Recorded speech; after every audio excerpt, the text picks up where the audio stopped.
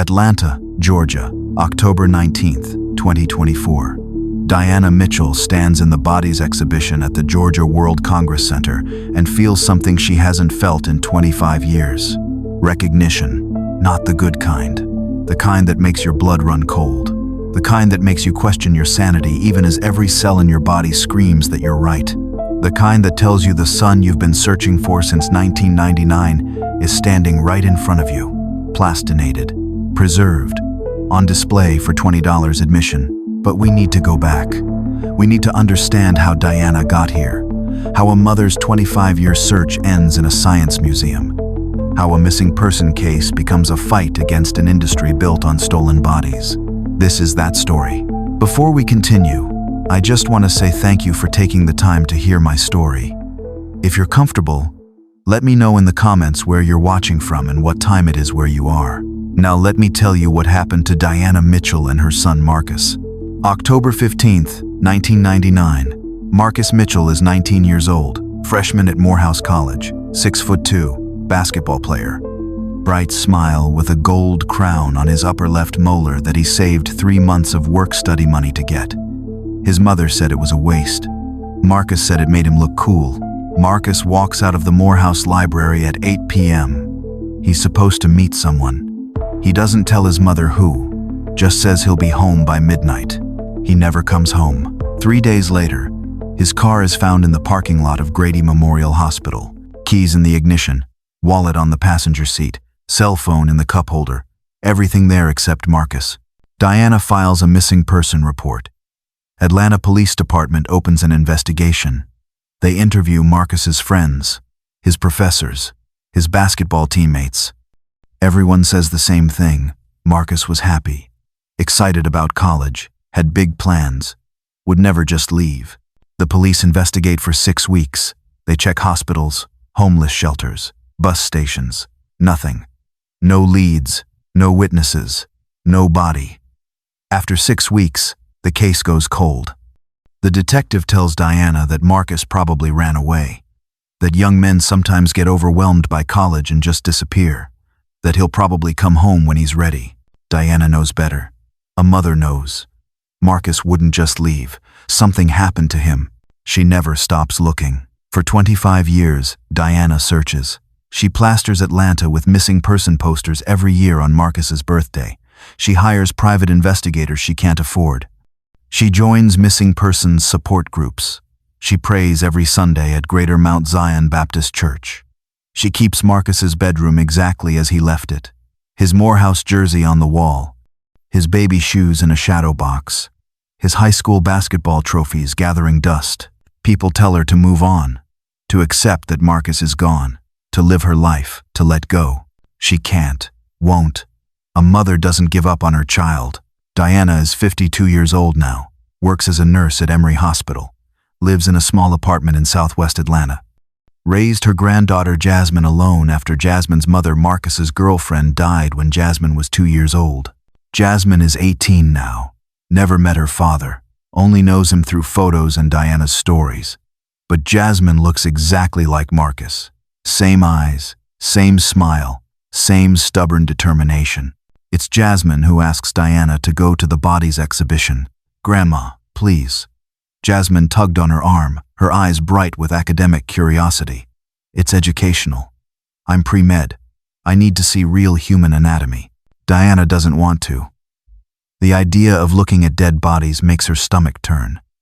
After spending 25 years searching for her dead son, the last thing she wants is to see corpses on display.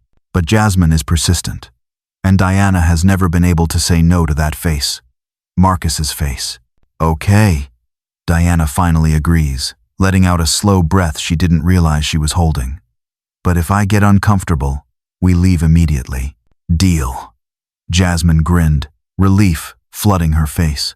They buy tickets on Saturday morning. $60 for 2. The exhibition is packed. Families with children, school groups, medical students, tourists.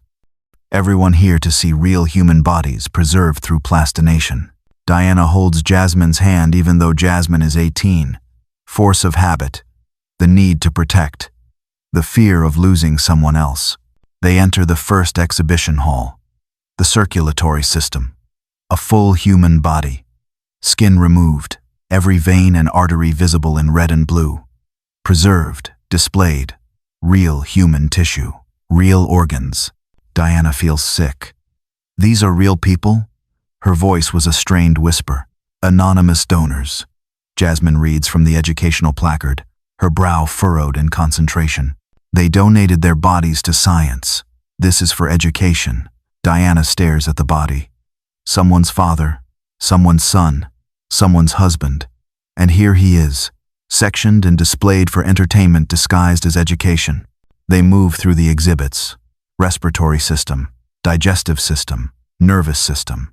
Each one, a real human being, reduced to an anatomical lesson. Diana keeps her eyes down most of the time. Focuses on Jasmine's excited explanations about muscle groups and organ systems. Tries not to think about the fact that these were people who had lives and families and dreams.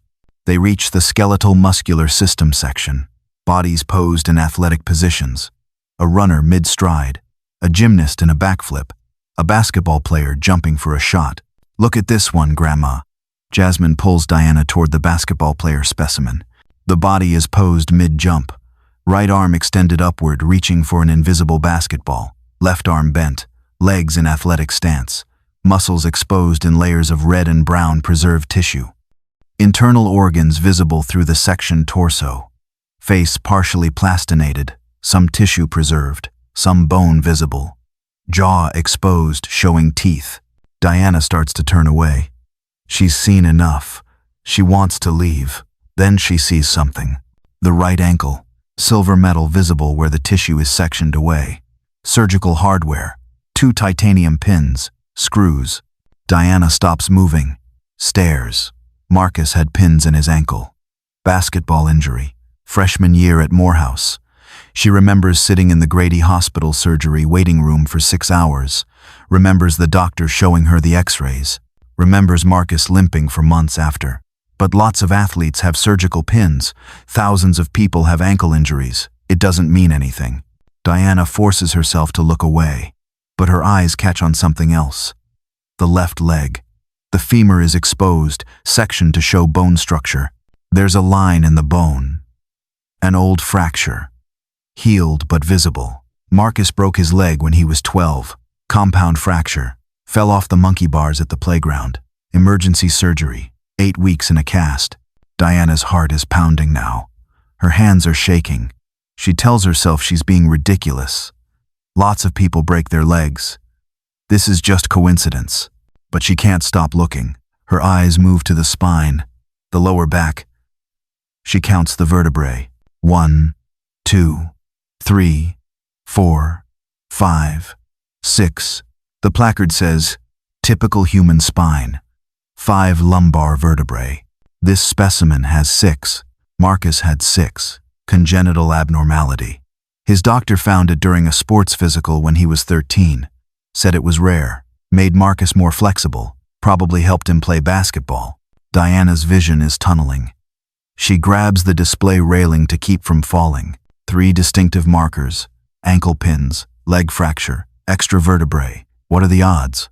She looks at the head. Forces herself to look at the face. The plastinated tissue. The exposed jaw. The visible teeth.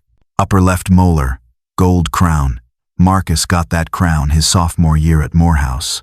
Thought it looked cool. Diana said it was a waste of money. He got it anyway with his work-study paycheck. The crown is right there. Gold gleaming under the museum lights. 4 distinctive markers. 4 things that match her son. Jasmine. Diana's voice comes out as a whisper. Baby, look at this. What? Jasmine looked up, pulled from her pre-med fascination by the strange tone in her grandmother's voice. Diana points at the ankle with a shaking hand. The pins. See them? Jasmine looks. Yeah. Surgical hardware. Someone had an injury. Your father had pins in his ankle. Diana's voice was low, intense. Basketball injury. Freshman year. Jasmine's eyes widen. Grandma. And the leg. Look at the bone. That fracture line. Your father broke his leg when he was 12. Lots of people break their legs. Count the spine bones. The lower back. Jasmine counts slowly. Her face goes pale. There's 6. Your father had 6. Congenital abnormality. The doctor said it was rare. Diana points at the gold tooth. Her finger is trembling so badly she can barely hold it steady. And that crown, he got it sophomore year. I have pictures at home of him smiling with that exact tooth. They stand there in silence, both staring at the specimen, neither wanting to say what they're both thinking. It can't be him, Jasmine finally says, shaking her head as if to clear the thought. These are anonymous donors, from China or somewhere. This is a science exhibit. I know. Diana's voice cracks, and she clutched the railing tighter. But what if, Grandma, you've been looking for him for 25 years. You see him everywhere. Remember last year? The grocery store? You thought that man was him. Diana remembers. She followed a stranger through Kroger for 20 minutes before realizing it wasn't Marcus. She's done it dozens of times over the years.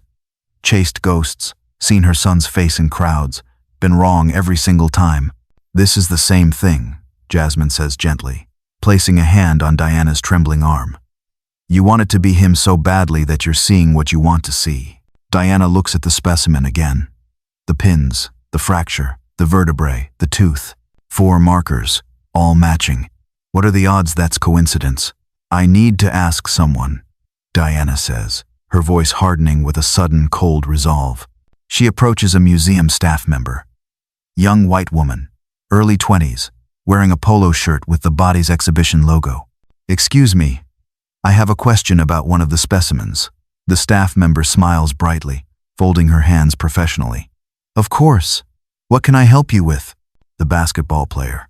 In the skeletal muscular section, do you have any information about who donated that body? The smile falters slightly.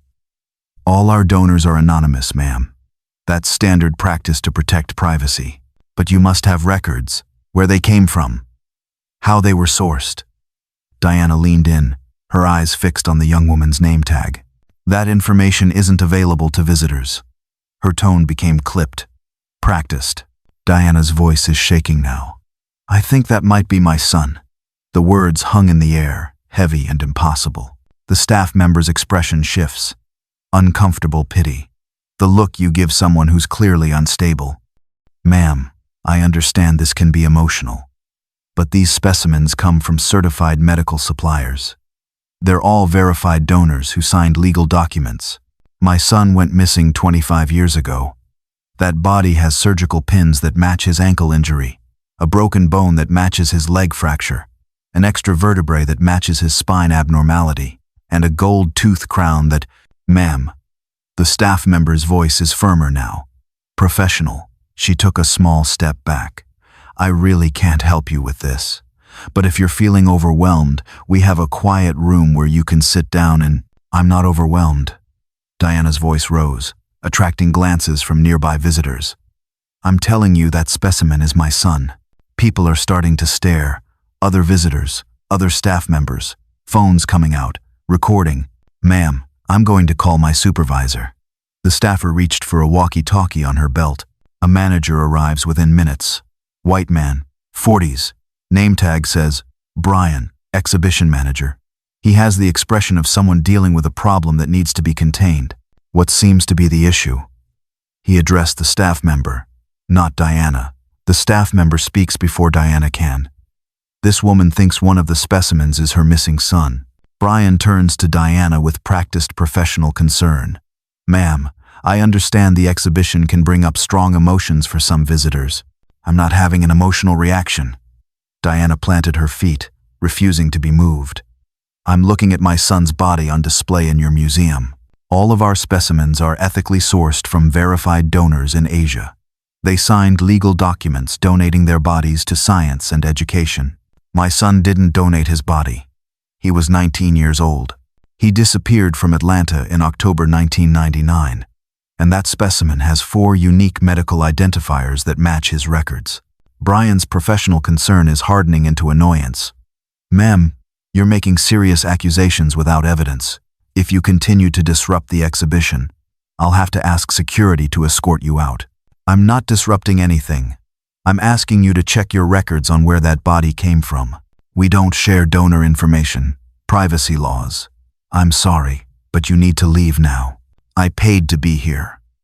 I have a right to bound. Brian signals to security. Two large men in uniform approach, both looking at Diana like she's a problem that needs removing. Ma'am, let's go, one guard says, his voice flat and bored. I'm not leaving until someone tells me where that body came from. You're disturbing other guests. You need to leave the premises. The guards grab Diana's arms. Firm, not gentle. Diana tries to pull away, but their grip tightens. Don't touch my grandmother, Jasmine shouts, stepping between Diana and the guard. Both of you, out, now. They escort Diana and Jasmine through the exhibition, past the staring crowds, past the families with children, past the school groups, everyone watching, everyone filming. Diana can see the phones pointed at her. A crazy black woman causing a scene. That's what they see. That's what the videos will show. Outside, Diana is shaking. With rage, with humiliation, with grief that's been building for 25 years and has nowhere to go. They threw us out like we were criminals, Jasmine says. Her voice is thick with anger and unshed tears. She kicked at the pavement. Diana stares back at the convention center, at the building where her son is on display. That's Marcus in there. I know it is. Then we prove it. We find a lawyer. We make them test it. How? They won't even listen to me. Diana wrapped her arms around herself, suddenly cold in the October air. Jasmine pulls out her phone. We find someone who will. Her fingers flew across the screen, her jaw set with Marcus's same stubborn determination. Diana goes home and doesn't sleep. She pulls out boxes from her closet. 25 years of searching. Every document, every photo, every piece of Marcus's medical history. X-rays from the ankle surgery. The hardware is visible. 2 titanium pins, screws, exact placement documented. X-rays from the broken leg, the fracture pattern, the surgical repair, all documented. Medical report from his sports physical at age 13. 6 lumbar vertebrae noted. Doctor's signature. Official letterhead. Photos of Marcus smiling. The gold crown visible on his upper left molar. Dozens of photos. Every one showing that tooth. Diana spreads it all out on her dining room table. Stares at the evidence. 4 distinctive markers. All documented. All visible in that specimen. It's him. She knows it's him. But how does she prove it? Monday morning, Diana starts calling attorneys. She finds numbers online. Civil rights lawyers. Personal injury lawyers. Anyone who might take a case against a museum. Most won't take her call. The ones who do think she's delusional. You think a museum specimen is your son based on similar injuries? One lawyer asked, his voice dripping with skepticism. Ma'am, thousands of people have surgical pins in their ankles, but not with all 4 markers matching. The pins and the fracture and the vertebrae and the tooth. I'm sorry. We can't help you. Click, call after call, rejection after rejection. Lawyers who don't believe her. Lawyers who think she's wasting their time. Lawyers who are polite but firm. We can't take this case. 15 calls. 15 rejections. On Tuesday afternoon, Diana tries one more number. Angela Brooks, civil rights attorney in Atlanta, takes cases other lawyers won't touch. Diana doesn't have much hope left, but she makes the call, her hand cramping from gripping the phone. Brooks' law office. A crisp, no-nonsense voice answered. Hi, my name is Diana Mitchell. I need help with a case involving bodies, the exhibition, and... Hold on, let me transfer you to Miss Brooks. There was a brief click, then a new voice. A moment later, a woman's voice, strong, direct. This is Angela Brooks. You're calling about Bodies exhibition? Yes. Diana rushed the words out, closing her eyes, bracing for the hang-up. I know this sounds crazy, but I think one of their specimens is my son who went missing 25 years ago. Diana waits for the dismissal, the polite refusal, the click of the phone hanging up. Instead, Angela says, "Tell me everything." Diana heard the sound of a pen scratching on a legal pad. Diana does. The disappearance in 1999, the cold case, the 25 years of searching. visiting the exhibition with Jasmine, seeing the specimen, the 4 markers, being thrown out. Angela listens, actually listens, takes notes, asks questions. Send me everything you have. Marcus's medical records, photos, the police reports, everything. I want to review it before I commit to anything. But Diana. Angela paused, and Diana held her breath. If what you're telling me is true, this isn't just about your son. This is about an entire industry that traffics in human bodies. Can you help me? Diana's voice was barely a whisper. Send me the documents. Give me 48 hours. I'll call you back. Diana emails everything that night, scans every document, every photo, every piece of evidence she has. Angela calls back Thursday morning. I've reviewed everything. The probability of all 4 markers matching by coincidence is extremely low, less than 1 in 10,000. This warrants investigation. What do we do? Diana sat down heavily on her couch. We file an emergency petition for injunction. Stop the exhibition from leaving Atlanta. Demand DNA testing of the specimen. But Diana, I need you to understand this is going to be hard. Museums don't let people DNA test their specimens just because someone thinks they recognize medical markers. We're going to face pushback, intense pushback. I don't care. Diana stood back up, pacing her small living room. That's my son. I want him home. Then let's fight. Angela files the petition Friday morning. Emergency motion in Fulton County Superior Court, requesting immediate injunction to prevent body's exhibition from leaving Atlanta. Demanding court-ordered DNA testing of specimen identified as athletic male, specimen 7, basketball player pose. The exhibition company's response is immediate and aggressive. 5 attorneys file an opposition motion by end of day Friday, arguing Diana has no standing, no evidence, no basis for disrupting a legitimate educational exhibition. The hearing is scheduled for Monday. Diana barely sleeps all weekend, practices what she'll say in court, goes over the medical records again and again, prays at church Sunday morning, begs God for strength. Monday morning, Fulton County Superior Court, Judge Patricia Morrison presiding. Diana sits next to Angela in the courtroom. Across the aisle, 5 attorneys in expensive suits representing Bodies Exhibition Incorporated. Lead counsel is Richard Whitmore, white man, 60s, with silver hair and a voice that drips condescension. Judge Morrison reviews the petition. Miss Brooks, you're asking this court to halt a major scientific exhibition and authorize DNA testing of a specimen based on similar medical markers?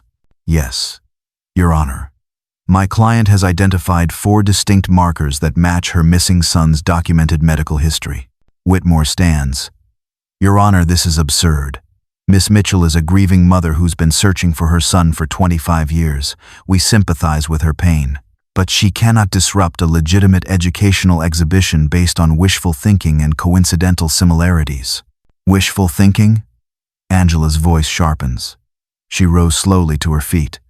My client has X-rays matching the specimen's surgical hardware, medical documentation of a rare spinal abnormality, photographic evidence of distinctive dental work. These are not coincidences. They are exactly coincidences. Whitmore shoots back. Thousands of athletes have ankle pins. Thousands of children break their legs. 10% of the population has 6 lumbar vertebrae, and gold dental crowns are common. None of these markers are unique. The cumulative probability is speculation, not evidence. Whitmore smiled thinly and turns to Judge Morrison. Your Honor, Miss.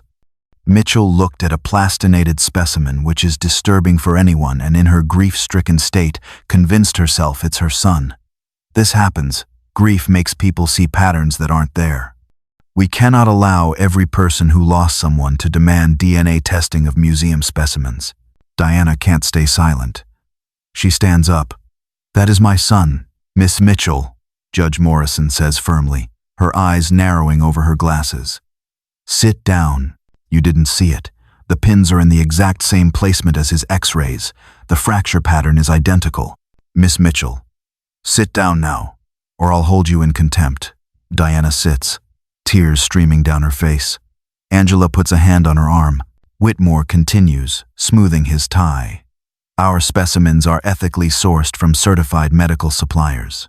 All donors signed legal documents. We have extensive paperwork proving provenance and proper consent. Can we see that paperwork? Angela asks, her voice dangerously quiet. It's confidential. Donor privacy laws. How convenient. Judge Morrison looks tired. She rubbed the bridge of her nose. Miss Brooks, do you have any evidence beyond similarities in medical history?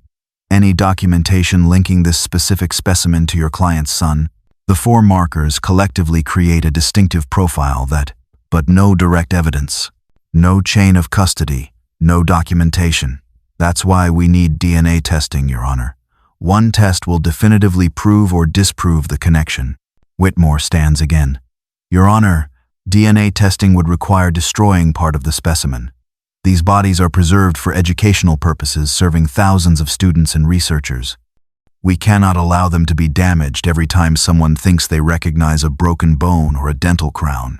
We would only need a small tissue sample. The answer is no. Whitmore's voice was final. These specimens are not evidence in random missing persons cases. They are educational tools purchased legally from licensed suppliers. Miss Mitchell's grief does not override our property rights. Judge Morrison makes her decision. Diana can see it in her face before she speaks. The judge straightened a stack of papers on her bench. I'm denying the petition. Miss Mitchell, I understand your pain. I cannot imagine searching for a child for 25 years. But you haven't provided sufficient evidence to justify halting the exhibition or mandating invasive DNA testing.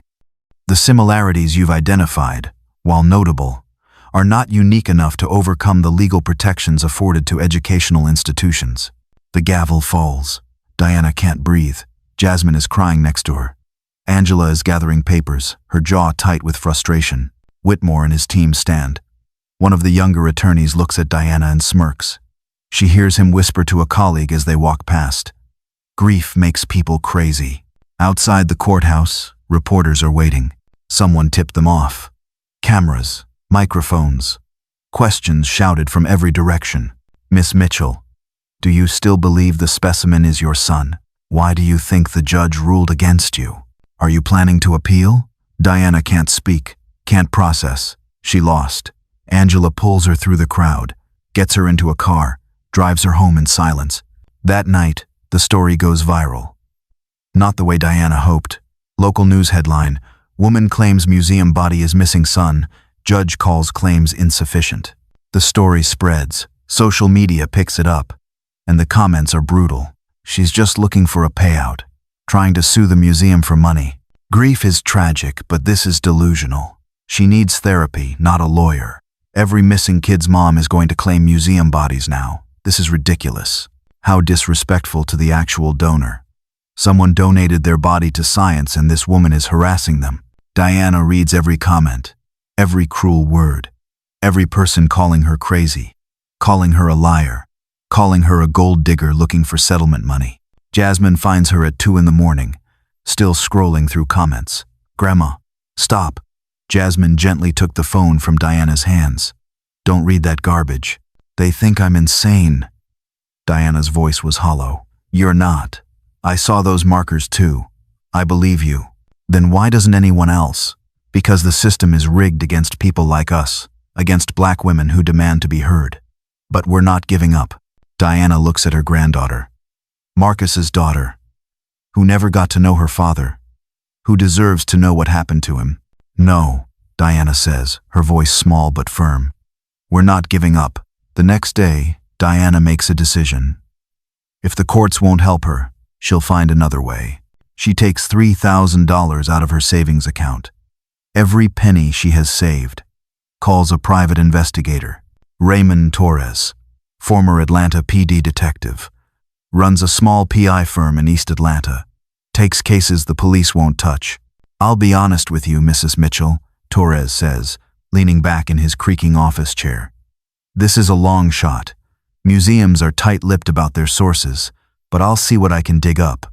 Torres starts investigating Bodies Exhibition Incorporated, their corporate structure, their suppliers, where they source specimens. He finds the company's history. founded in 2005 by Dr. Roy Glover, former medical school professor. Claims all bodies come from verified donors in China and other Asian countries. But there have been controversies. In 2008, allegations surfaced that some bodies came from executed Chinese prisoners. Bodies Exhibition denied it. Settled out of court. Records sealed. Torres keeps digging. Finds the name of their primary U.S. supplier, Millennium Anatomical Services, based in Scottsdale, Arizona. Owner, David Schubert, licensed anatomical broker since 1994. Torres calls Diana. Schubert's company supplies bodies to medical schools and exhibitions. He's licensed and legally operating. But here's what's interesting. In 2003, there was an investigation. Allegations he was obtaining bodies without proper consent. Nothing was proven. Case dropped for lack of evidence. Can you talk to him? I can try. Torres sounded grim. Torres flies to Arizona. Shows up at Millennium Anatomical Services unannounced. Schubert agrees to meet, probably assuming Torres is a potential client. I supply ethically sourced specimens, Schubert says. He's in his 70s now. Silver hair, expensive suit. He offered Torres a curt smile. Everything is properly documented and legal. Where do you source them? Various suppliers. Medical schools with donated bodies. International brokers in China and Eastern Europe. Morgues with unclaimed remains. Unclaimed remains? If a body goes unclaimed for 90 days in the United States, it becomes property of the state. States sell unclaimed bodies to anatomical suppliers. It's perfectly legal. Did you have contracts with Georgia morgues in the late 90s? Schubert's expression shifts. Suspicion replaces friendliness. Why are you asking? I'm investigating a case. A young man who went missing from Atlanta in 1999. His body may have been improperly classified as unclaimed. And this conversation is over. Schubert stands so abruptly his own chair scrapes the floor. Get out. I'm just asking questions. You're making accusations. My business is legal. Every body I've ever handled was properly sourced. Now leave before I call security. Torres is escorted out. But he got what he needed. Schubert did business with Georgia morgues in the late 90s, including Grady Hospital. Marcus's car was found at Grady Hospital. Torres calls Diana. We might have a connection. Schubert supplied bodies from Grady in the late 90s. But we need more. We need proof. Diana feels hope for the first time since the court hearing. A connection, a lead, something. But how do they prove it? Angela has an idea. We can't win in court yet. But we can win in public opinion. We need media attention. Real media. Investigative journalism. Diana is reluctant. Social media already destroyed her. But Angela insists. We need someone who will actually investigate. Someone with resources and credibility. Not just local news. National investigative reporters. Angela contacts journalists. Most ignore the pitch. But one responds. Shayla Morrison. Investigative reporter for ProPublica. Specializes in body trafficking and organ donation scandals. Morrison drives to Atlanta. Interviews Diana. Reviews every medical record. Visits the bodies exhibition herself. She sees Specimen 7, the basketball player. She photographs the titanium pins, the fractured femur, counts the lumbar vertebrae, sees the gold crown. This warrants investigation, Morrison tells Diana, closing her notebook with a snap. Give me 4 weeks. Morrison digs deep. She investigates bodies exhibition's suppliers, their history, their controversies. She contacts families of other people whose bodies were supposed to go to medical schools but ended up in for-profit exhibitions. She finds 8 families. 8 people who donated bodies to science and later discovered their relatives were being displayed in traveling exhibitions. Bodies they never consented to having shown publicly. Morrison's article publishes 6 weeks later. Front page of ProPublica's website. The Bodies Exhibition. How Corpses Become Commerce. The article is devastating. Detailed investigation into the body trafficking industry. How bodies donated for medical education end up in for-profit exhibitions. How consent is murky at best, fabricated at worst. How companies exploit legal loopholes to source bodies without proper documentation. And prominently featured, Diana Mitchell's story, photos of Marcus, his medical records, side-by-side comparison images showing the specimen's markers matching Marcus's documented injuries. Morrison writes, while Diana Mitchell cannot definitively prove the specimen is her son without DNA testing, which Bodies Exhibition has refused, the cumulative probability of 4 unique medical markers matching is estimated at less than 1 in 10,000. Exhibition officials have denied testing, citing donor privacy concerns and property rights. But these donors are supposed to be anonymous volunteers. Why the resistance to verification? What are they hiding? The article goes viral, legitimately viral, shared millions of times. National news picks it up. CNN, MSNBC, Fox News. Everyone covering the story. Public opinion shifts. Dramatically, Twitter erupts. If they have nothing to hide, why won't they do the DNA test? This woman has been searching for her son for 25 years. Give her answers. I'm never going to Bodies Exhibition until they prove ethical sourcing. How many other anonymous donors are actually missing people? The exhibition company's stock drops, ticket sales plummet, multiple venues cancel upcoming shows. Bodies Exhibition Incorporated releases a statement. We stand by our ethical sourcing practices. Miss Mitchell's claims remain unsubstantiated. We will not destroy valuable educational specimens to placate unfounded accusations. But the pressure keeps mounting. Georgia senator calls for federal investigation. Atlanta district attorney announces review of the case. Multiple families come forward claiming their relatives' bodies might be in exhibitions without consent. The company is panicking. 2 weeks after the ProPublica article, Atlanta Police Department Cold Case Unit reopens Marcus Mitchell's missing person file. Not because they want to, because political and media pressure forces them to. Detective James Burke assigned to the case. White man, 50s, 2 decades in missing persons. He reviews the original 1999 investigation file. He calls Diana. Mrs. Mitchell, I'd like to ask you some questions about your son's disappearance. They meet at a coffee shop. Burke brings the file. It's thin, too thin for a case involving a missing college student. The original investigation lasted 6 weeks, Burke says, stirring his coffee without looking at it. After that, it was classified as a voluntary missing person. That's why it went cold. My son didn't leave voluntarily. I believe you. Looking at this file, there are gaps.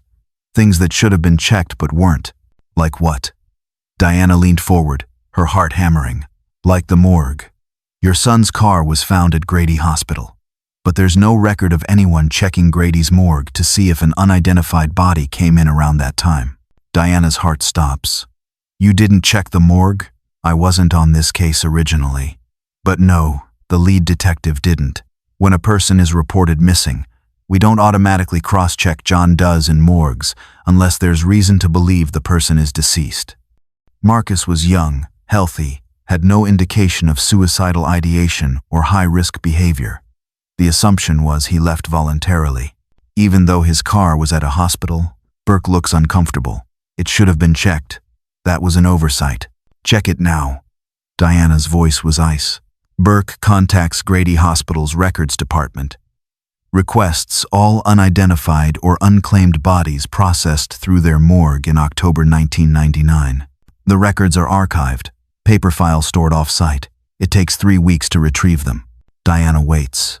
3 weeks of barely sleeping, barely eating, just waiting. Burke calls on a Wednesday afternoon. Diana knows from his voice that he found something. Mrs. Mitchell, he says, his voice low and heavy. We need to meet. In person. They meet at the police station. Burke has a file, much thicker than before. We found something. October 18th, 1999. A John Doe brought to Grady Morgue. Black male, approximately 19 to 21 years old. Found in an alley behind the hospital. Cause of death was blunt force trauma to the head. Diana can't breathe. Marcus, we don't know that yet. But the timing matches. The location matches. And here's what's significant. The body was held for 90 days as required by law. No one came to claim it. No one identified it. After 90 days, the body was released. Released where? Burke slides a document across the table. Chain of custody form. December 4th, 1999. Released to Millennium Anatomical Services. David Schubert's company. Diana stares at the document. The same company that supplies Bodies Exhibition. The same company Torres investigated. The body that was in Grady's morgue went to Schubert, Diana says, her voice numb. Yes, and Schubert supplies Bodies Exhibition. Yes, so that specimen could be Marcus. It's possible. But, Mrs. Mitchell, there's something else you need to know. Burke pulls out another document. The morgue supervisor who signed off on releasing the body was a man named Bernard Hayes.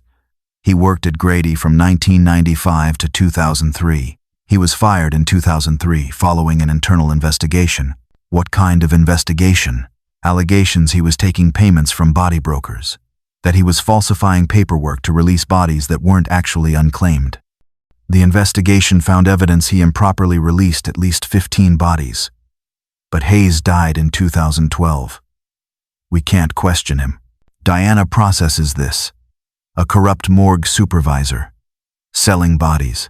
Including possibly Marcus's body. So my son was murdered. His body ended up at Grady. This Hayes person classified him as unclaimed even though we filed a missing person report. Then Hayes sold Marcus's body to Schubert? That's what it looks like. But proving it is complicated. Hayes is dead. Schubert claims he acted in good faith, that he trusted the paperwork Hayes provided.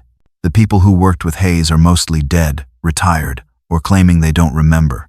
What about the person who killed Marcus? That's an open investigation now. We're looking at cold cases from 1999. Unsolved homicides, similar MO. But Mrs. Mitchell, I need you to understand it's been 25 years. Most of the evidence is gone. Witnesses' memories are unreliable. This is going to be very difficult to solve. But you're trying. Yes, we're trying. Diana feels something crack inside her. 25 years. 25 years of not knowing. And now she knows. Marcus was killed. His body was stolen, sold, displayed for profit. And the people responsible are mostly dead or protected by legal immunity. There has to be something, Diana says. Some way to make them pay for what they did. Criminal charges are unlikely. But you have another option. Civil lawsuit. Diana calls Angela. Can we sue them? All of them, Angela says, her voice like flint. Millennium for trafficking. Bodies Exhibition for displaying stolen remains. Grady Hospital for inadequate oversight that allowed Hayes to operate. We go after everyone. Will we win? I don't know.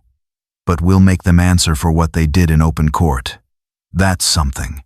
With the police findings, Angela files a new emergency petition, this time with Detective Burke's investigation attached. Chain of custody documents. Evidence of the connection between Grady, Hayes, Schubert, and Bodies Exhibition. Judge Morrison reviews the new evidence. Her expression is different this time. Less skeptical. More disturbed. Miss Brooks, this is significantly different from your original petition. I'm authorizing DNA testing. Bodies Exhibition's attorneys object. Appeal. Lose. The court orders DNA sampling from Specimen 7. The company complies under protest. A small tissue sample is extracted, sent to a forensic lab along with Diana's DNA and DNA extracted from Marcus's baby teeth that Diana saved. The wait is agony. 2 weeks for processing. 2 weeks where Diana can't sleep, can't eat, can barely function. Jasmine stays home from college, holds Diana's hand. They wait together. Angela calls on a Tuesday morning. Diana answers before the first ring finishes. Diana. Angela's voice is thick with an emotion Diana can't place. I just got the results. And? Diana gripped the edge of the kitchen counter, her knuckles white. It's a match. 99.97% certainty. That specimen is Marcus. Diana drops the phone. Falls to her knees. Jasmine is screaming, crying, grabbing her. 25 years. 25 years of searching. Of not knowing. Of hoping and praying and wondering. And now she knows. Marcus has been dead since October 1999. While she was putting up posters, he was being plastinated. While she was begging police to keep looking, he was being shipped to museums. While she was keeping his room exactly as he left it, he was on display for tourists. Her baby, her son, Specimen 7, Diana screams, a sound of pure anguish. 25 years of grief pouring out in one moment. Jasmine holds her. "We found him, Grandma. We finally found him. He was there the whole time. All those years. He was right there, and nobody knew." The news breaks within hours. National headlines. DNA confirms. Museum specimen is missing man. Mother's 25-year search ends at bodies exhibition. Marcus Mitchell identified after quarter century as Specimen 7. Bodies Exhibition Incorporated releases a carefully worded statement. "We are shocked and saddened by these findings. We purchased this specimen in good faith from a licensed supplier who provided documentation of legal sourcing. We had no knowledge of any impropriety. We express our deepest condolences to the Mitchell family and will cooperate fully with all investigations." But Diana doesn't want condolences. She wants justice. Angela files a massive civil lawsuit. Fulton County Superior Court.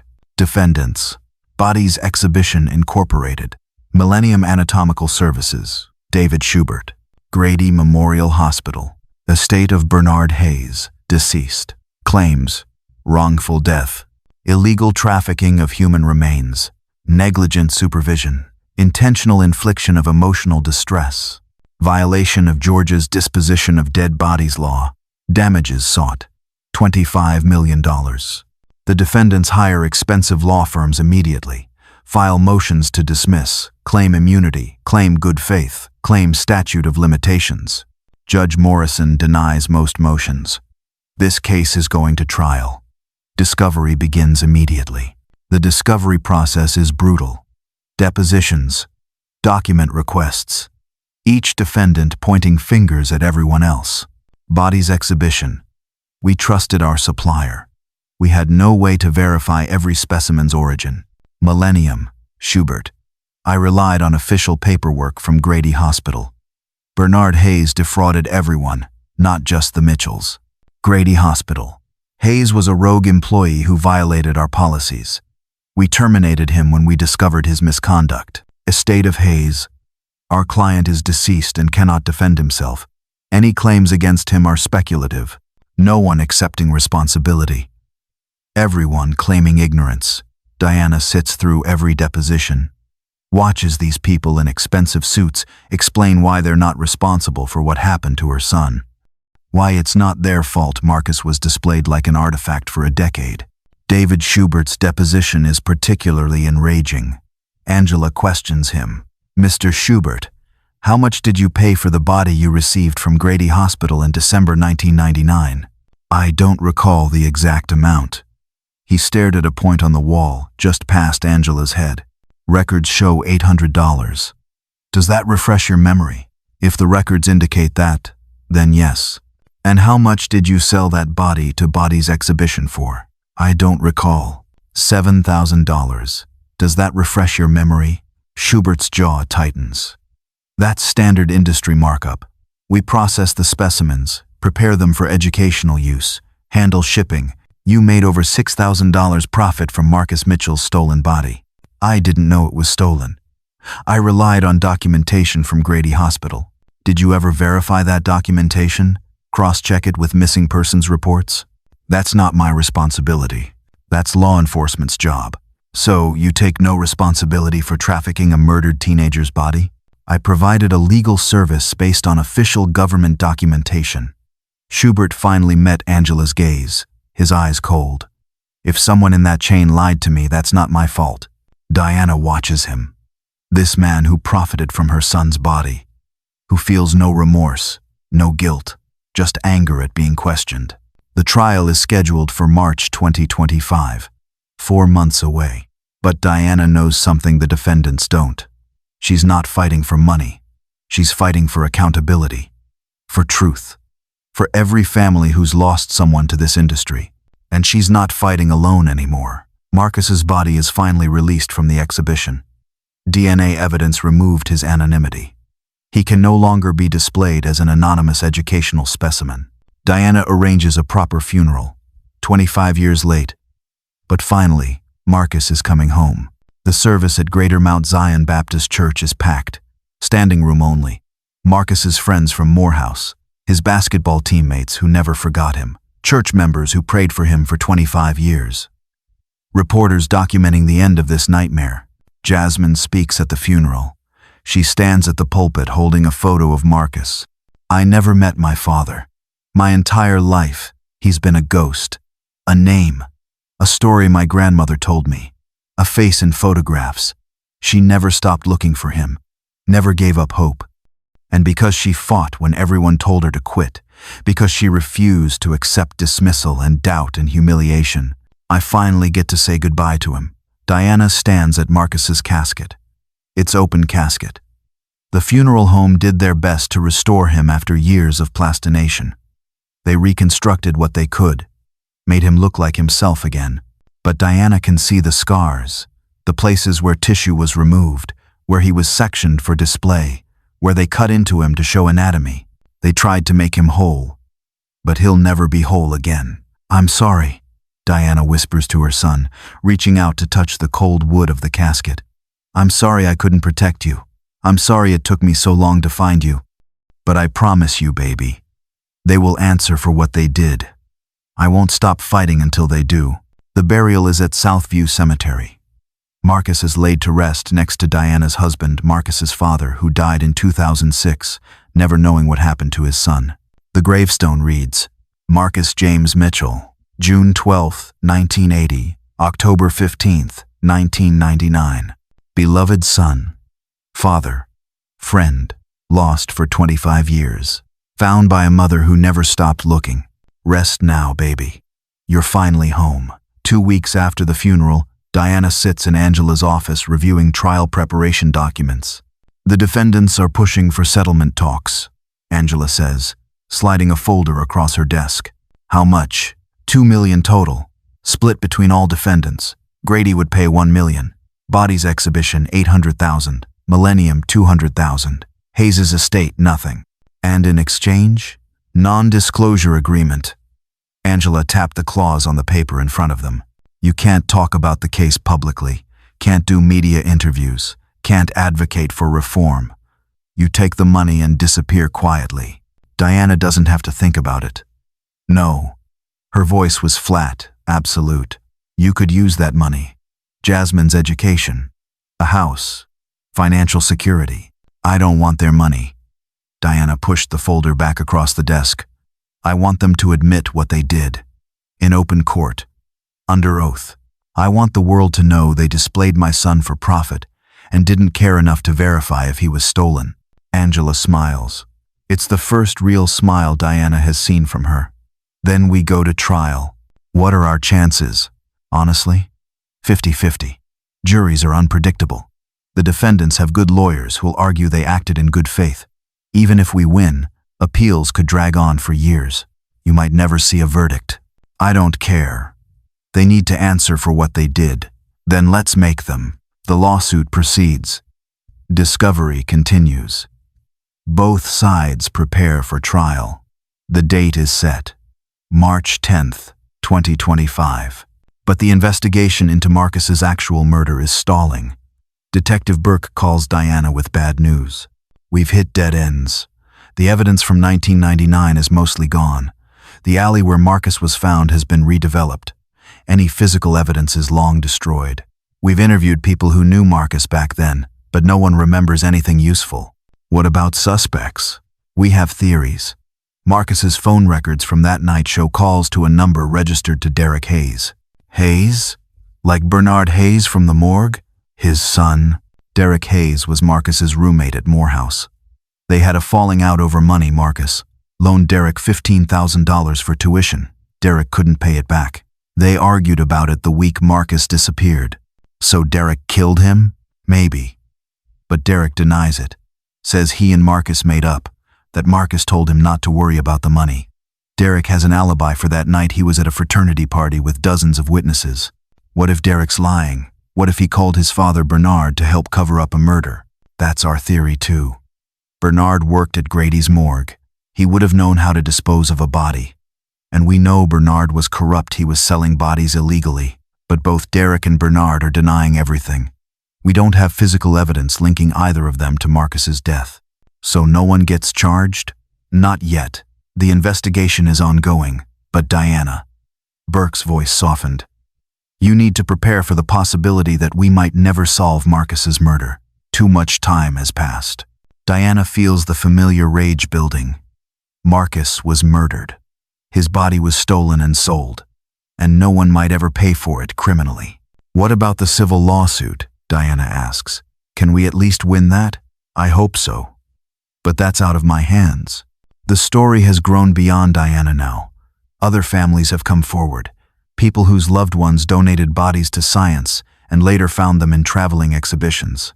People who discovered their relatives' bodies were sold without consent. Diana starts a Facebook group. Justice for Marcus Mitchell and all stolen bodies. It grows to 50,000 members in weeks. Families sharing stories, activists demanding reform, medical ethicists calling for regulation of the body donation industry.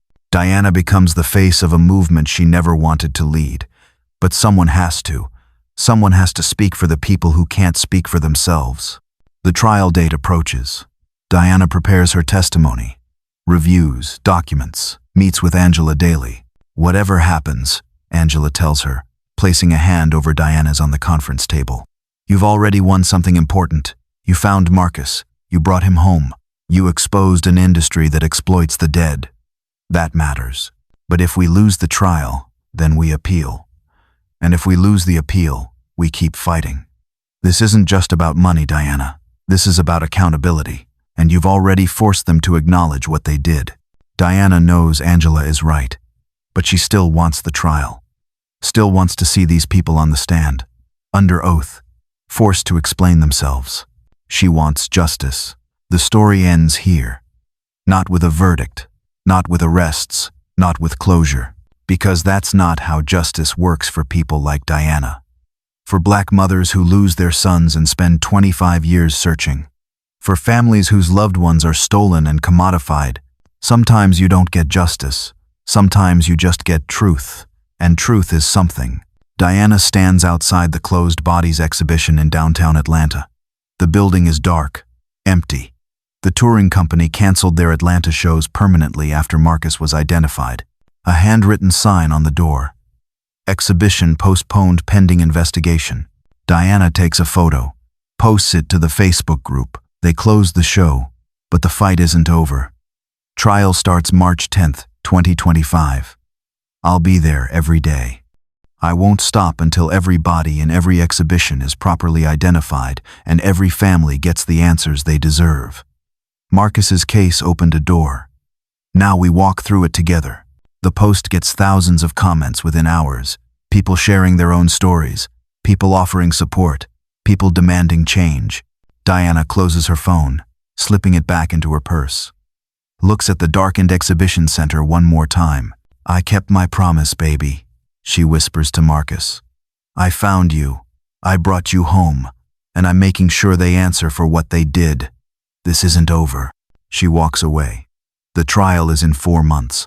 The fight continues, but Diana isn't fighting alone anymore. And that matters. That's justice, not the justice she wanted, but the justice she's building. One case, one family, one truth at a time. Marcus Mitchell was lost for 25 years, but he's not lost anymore. He's home. He's buried with dignity. He's remembered. His story is told, and his mother never stopped fighting. That's the story.